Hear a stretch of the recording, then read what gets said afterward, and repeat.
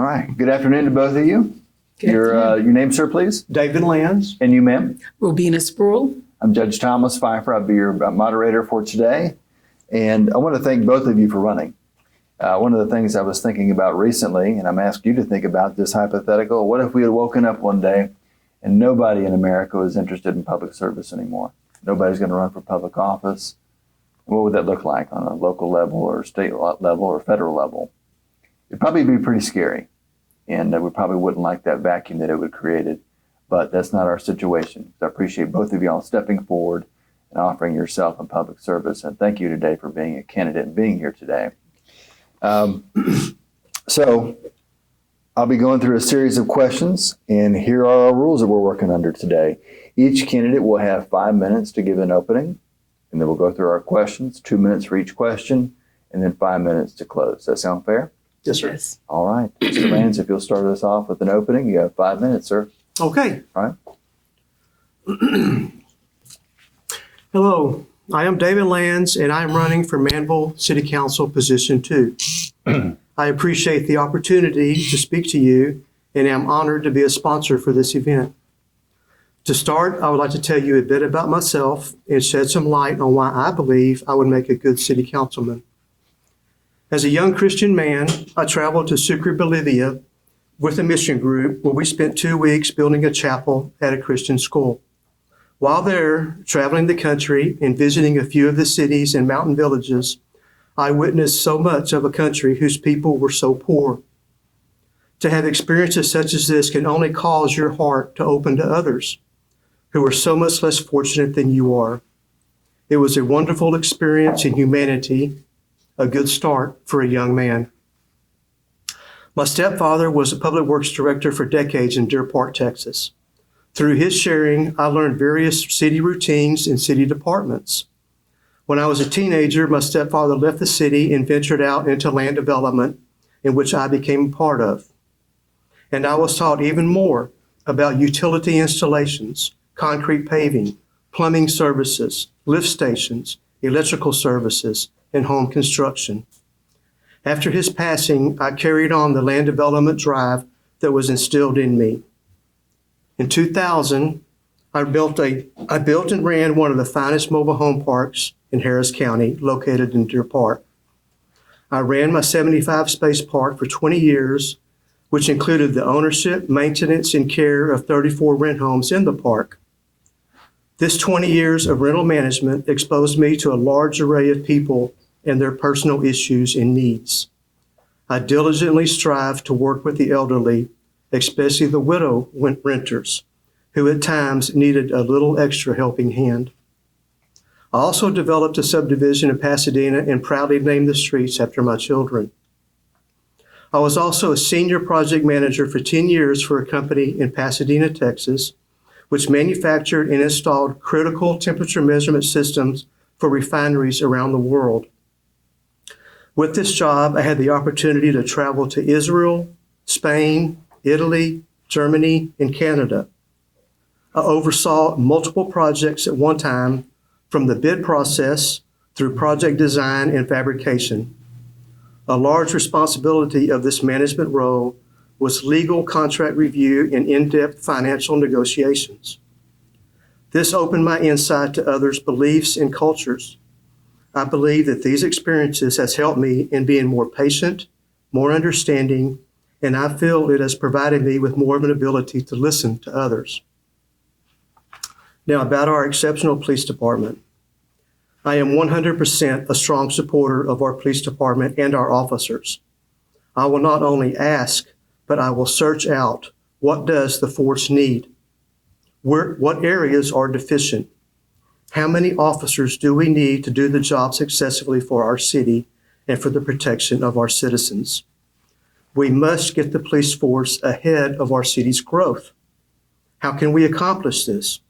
How can we make Manvel more of a deterrent for criminals? How can we build on our community awareness and involvement? Can we have standard frequent neighborhood patrols with assigned officers?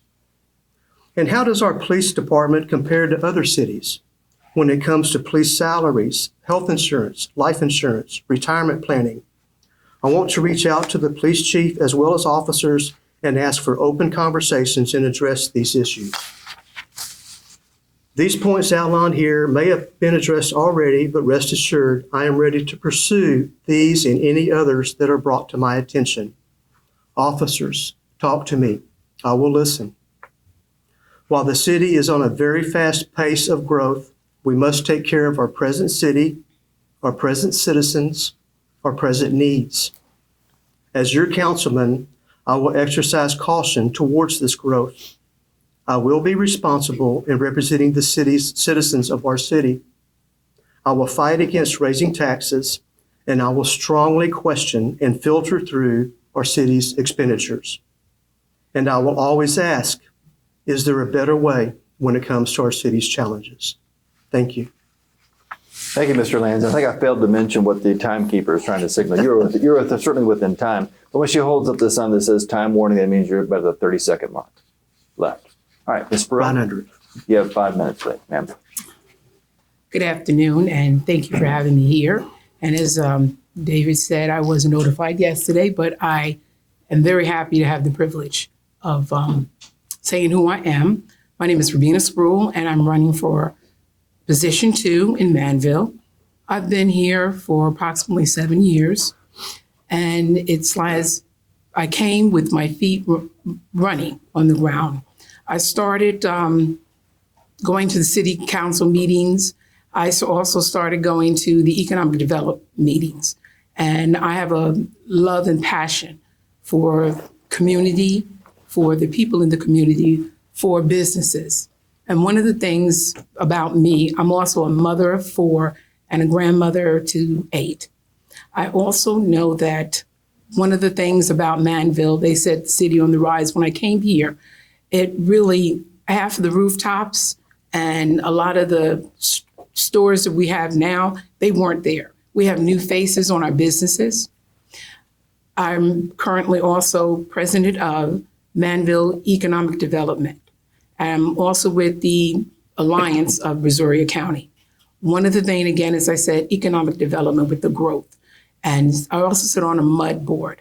The one thing that I see about our city and the compassion is the people, the children, the schools, and our police departments. I remember with being on Alvin Manvel, the chamber, the coffee and connections that we had with the police officers, getting to know who the people are in your city, who's patrolling our cities, and getting to know the mayor, the city workers, and just knowing that this is a city where there's more than potential, more than growth. And just not only just in the city, but in outside in the rural area, and seeing both sides of the communities coming together. I see that our city, the small businesses really have been very important in the growth of Manvel. And I want to see more small businesses coming in. There's a lot of entrepreneurs, and a lot of entrepreneurs may be working out of their homes, but we need spaces for them. We need for them to be able to go to a building and say, this is my place, so they can expound more rather than being in their homes. We had enough being in our homes during COVID. Right now, we want to get on the outside. We want to see what they're bringing to us. We have the HEB. I had hand in that. Our Joe's Barbecue. I was on the economic development when that came to fruition. And to see the HEB coming into fruition now, it really is a dream come true, because when I came here, that's all I kept hearing. We're getting HEB, we're getting HEB. We are getting HEB. And I definitely want to say with, getting to know our neighbors, getting to know who's in Manvel, getting to know what the constituents, what they want, because it's not about what we want. We want to bring it to the table as city council, working together with one another to grow our city even bigger. We're not trying to be Alvin, we're not trying to be Pearland. We are Manvel. We're right off the 288 corridor. We want to see things for our children in this community, because a lot of times we don't have, they do things in school, but after school, where are they going? What do they have to offer the kids in the subdivisions? Not many of them, there are a lot that live in the subdivisions, but there's outside. Manvel is huge. That is the one thing I have found going down the roads. We need more. We have drainage, but that's something we do know that we have wastewater treatment centers in our city. I know that we are working on right now, just on the other side where HEB is, bringing in more infrastructure.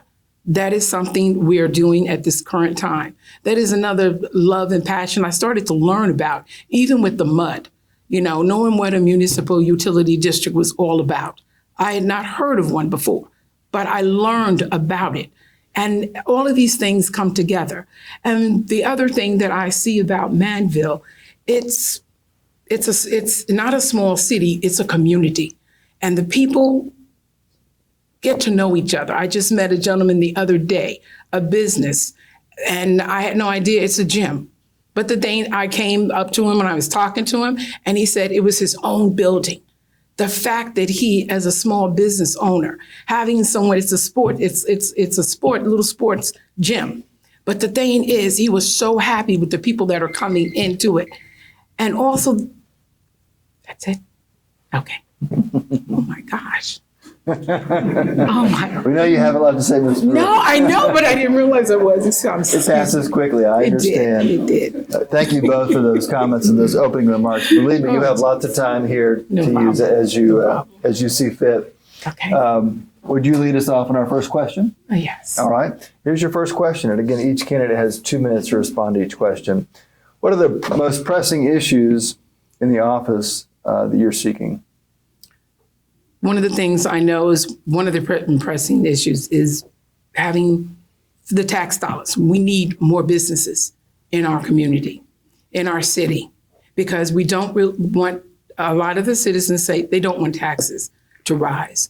The taxes are already high, but we need to compensate that, and bringing businesses in would definitely, tax dollars won't have to go with the people having to pay more for paying more taxes. And that is something we don't want right now. That's one of the concerns that I see. All right, Mr. Lance. One of my main points, like I've spoken earlier, is definitely, our neighborhood security. I believe that we need more police officers out there in our neighborhoods. We need more safety. I would like to see some neighborhood programs developed that works with the police departments, and just be more aware of what's going on in our neighborhoods throughout all times of days and nights. And that's why I think the idea maybe of having designated officers in certain communities, so they will see and they will learn that the communities, the neighborhoods, and what's out of the norm. So number one is for me is community safety. All right. Our next question, and Mr. Lands, if you'll lead us off with this. What are the biggest needs of the police department, and what would you do to fulfill those needs? Well, I think that would have to have a candid conversation with the police chief and the officers. I personally think that we do need more officers. And at the same time, we need to recruit in the best we can get. And we need to make sure that we're offering these officers that come on board adequate pay and benefits compared to other cities. The growth of the number of men out there on the streets is important. Thank you. Ms. Brewer, same question. What are the biggest needs of the police department, and what would you do to fulfill those needs? I agree with him. The biggest need is more police officers. Being here in the city of Manvel, I have seen and heard that a lot of times there's not enough police in the communities, in the subdivisions. And a lot of people, they want to complain and say they see them sitting in particular places. And I said, and I know for a fact that with the police officers coming, they need more money, because I think outside of teachers, they're helping within our community. And what draws them in is to know that they have a good health package, a good financial background so that they can stay. Because I've seen many of good police officers leave here. And the things that I know that they have said was money, and that's one of the biggest things. Sometimes they don't want to pay folks that really are the backbone of the community. And that is something, again, I'd sit down with the commissioner and find out exactly what the need is and they need to be well trained. We can't just bring them in. If there's some from another city and we can bring them here, then that would be fine. But our city is growing and our police force needs to be tripled than what it is right now. Fair enough. Mr. Lands, we'll lead off with you for this next question. If you receive a $1 million grant with no strings or stipulations attached for the city of Manvel, what would you do with it and why? Well, $1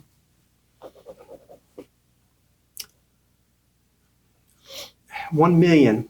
1 million. You got any more than that? There are, of course, I'm on the rural side of Manvel, where I live, and there are streets that need some repairs. And I know Sumner County, and we have to work with the state, but I would want to see that money go towards improving some of the streets we have, or maybe another issue that's important to me is animal control. I would love to see a separate entity for animal control, and to remove that from our police officers' responsibility. All right, fair enough. Ms. Burrell? $1 million is a lot of money. It can go pretty fast, but I think for our city, we have a library. And I think that our library should be bigger than what it is for our children. Rather than it's beautiful the way it is now, but it needs to be in a larger building. And not only for that, the money allocated towards the police department, building it, funding it for salaries for them. I do believe also a little more greenery. I believe our children, they need more place and spaces for them to have sports arenas, other outside things, rather than a lot of times when they go towards other communities for the centers, it may cost them. I believe also we need, it would be great, again, seeing that our streets, because there are a lot of holes and places, and I'd love to see all of the businesses, instead of having gravel and dirt, that it's paved. And it would be nice to see some trees going down the center of Highway 6. Also, just cleaning up a little bit in the areas, but $1 million is a lot of money.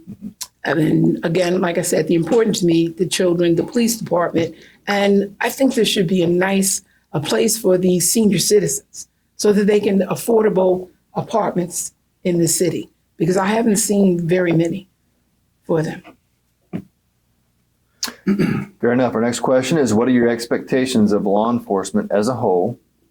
And what would be your plans to help the police department retain new and tenured officers? Ms. Sproul.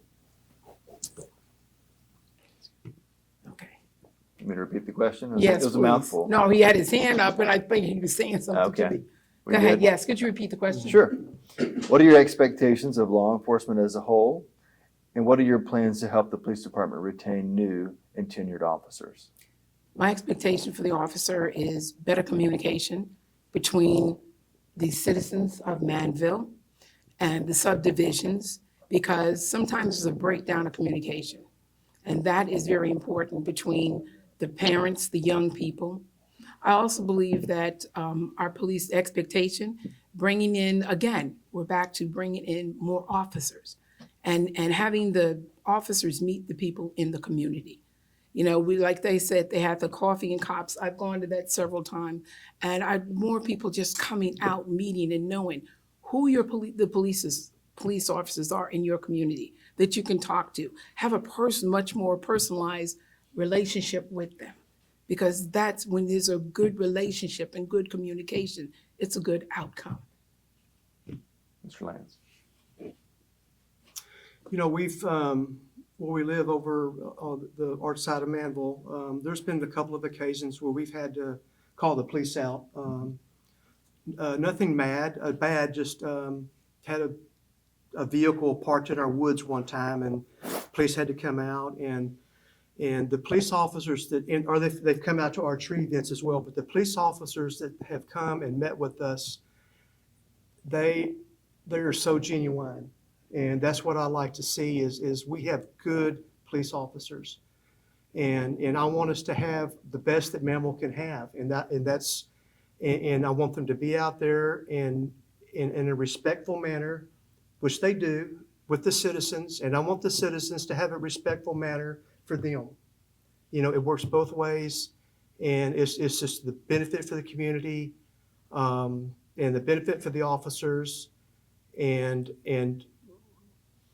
to retain those officers, we need the best we can pay them. I think right now what I've seen is Manvel is maybe 20% below the national average on paying for police officers. Why? I mean, I want Manvel to be 20% above, really, but what can we do for our guys and our women in blue? And because they're out there to protect us.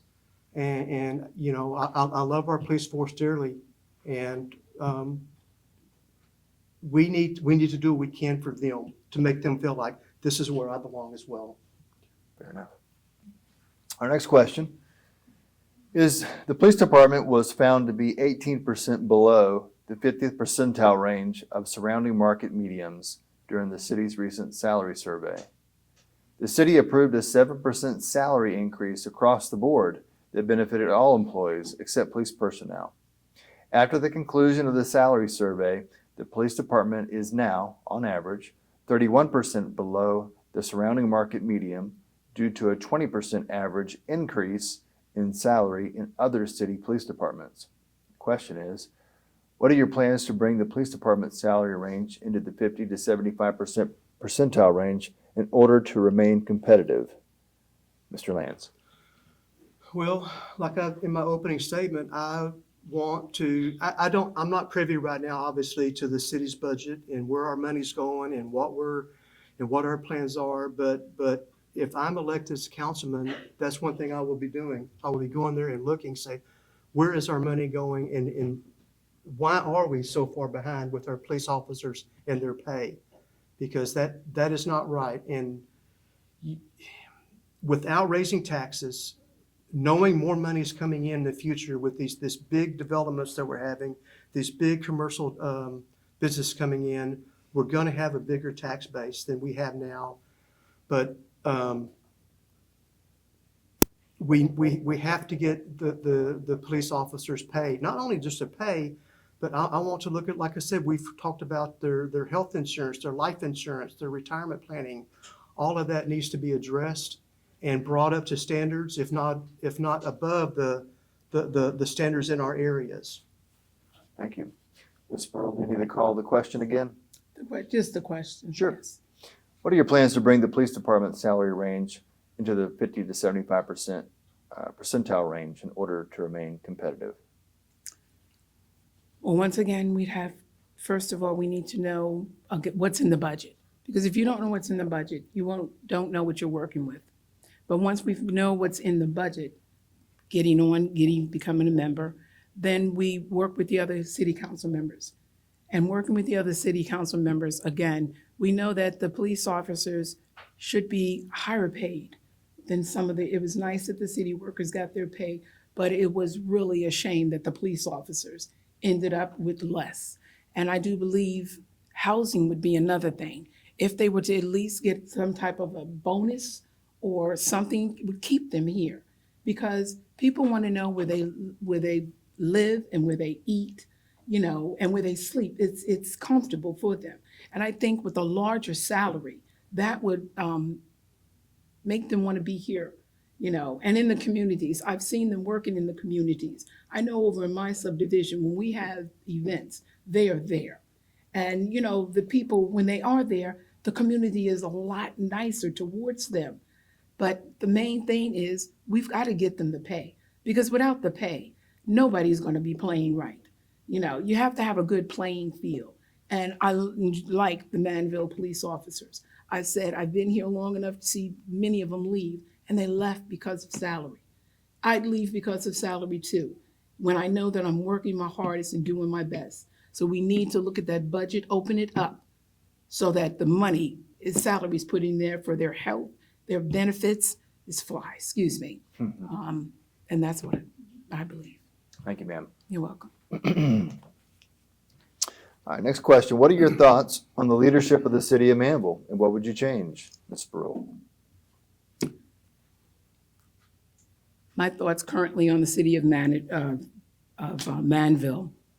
I do know the mayor. I know the one that's leaving. I do believe as a city manager, you have to take the concept of everyone. Take everyone. It's not a one-man job or a one-man city. In order for anything to work well, you have to have conversations with your city council members. Your leadership ability cannot be one track or one-sided. And working together with the city manager, the mayor, and the city council members, meeting of the minds, that's what would make things work better here in Manvel. I've seen the past mayor that was here, I see the current mayor, and I saw the explosion, the growth, I would say. But the relationship has got to be on, we should like each other, not saying you have to love everybody, but at least like them enough to be agreeable to what they have to say. It's not your way or the highway.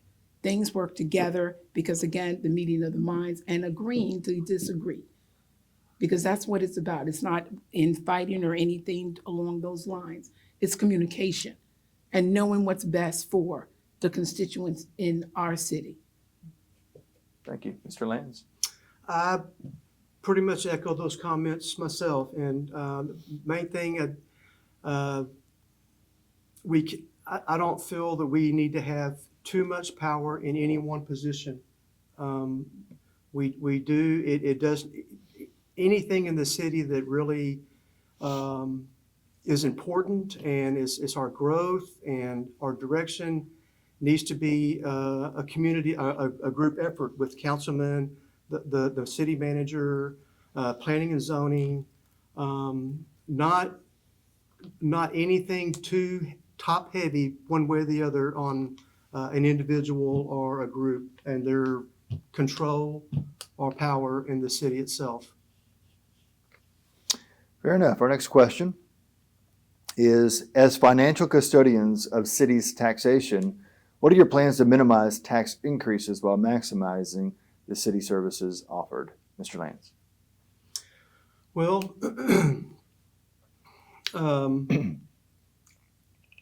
from the point where I'm at right now and not knowing our budget and our income fully, all I know is that my belief is we need to work through this growth that we're in now without going out there and adding more tax dollars, more tax burden on our citizens.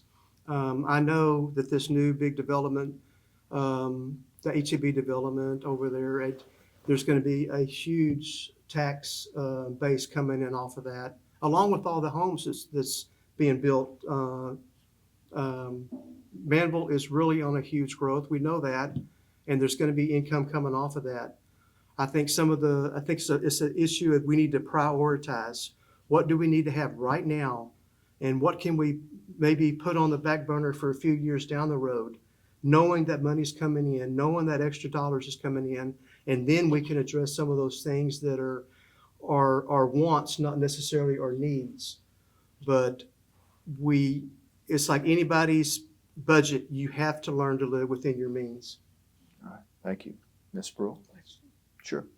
As financial custodians of the city's taxation, what are your plans to minimize tax increases while maximizing city services offered? We have wonderful city services that are offered, minimizing, again, as he was saying, we have the big projects that are coming in that's going to generate and bring in a lot of money. And I'm hearing now from a lot of the constituents that the taxes, they don't want their taxes to go up. And one of the things I see again with the buildings, with that are coming in, with the businesses that are coming in, that would offset financially. And there's no reason that we would have to raise our taxes. I just believe that with the monies, again, you have to look and see the budget to know what you're working with.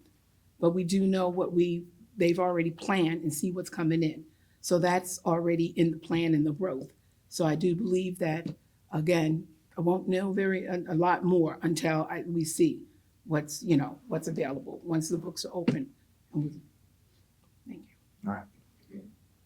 Our last question, y'all made it finally to the end here, but our last question is, the city of Manvel has a reputation among builders and residents who wish to build on their own land of being onerous, expensive, and extremely slow in the process. What plans, if any, do you have on making it easier for landowners to build? And we'll start with Ms. Pearl. To make it easier for landowners to build, I know just from listening to some of the constituents, they were the things that they like to build on their own property, but because of code restrictions, they cannot. One of the things that we can do, they can do, is sit down. Again, we'd have to talk with the city manager, talking with the community, knowing what monies are in front of you. And I may not be explaining all this correctly right now, but I do know landowners, they should be able to have a certain amount of their property for which they can build on. And when you're living in the rural area, down in the other areas, they have a lot of property. Many of the rooftops that are coming up now, they say that the people don't want that much property in the subdivisions. What they have is what they want to work with.